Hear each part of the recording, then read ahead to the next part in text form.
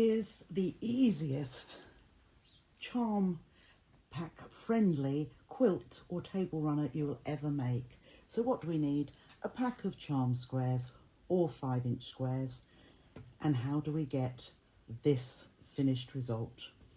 So we take a charm square and some 2.5-inch coordinating planer squares, and we place these onto 2 diagonal corners of the charm square, right sides together.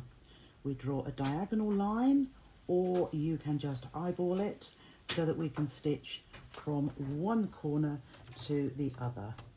So with a 1.8 stitch length, we can stitch on the drawn line all the way across. I've used a pin just to keep those held in place, but if you can hold that with your fingers, absolutely fine, but you do want them to stay nicely in place into that corner. So then we'll take the pins out, and either with a rotary cutter or just plain scissors, we can just cut the excess triangle to the sides and leave that.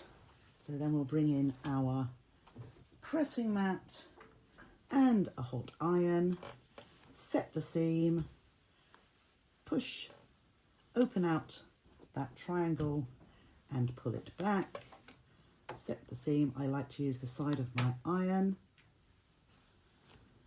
and there we are.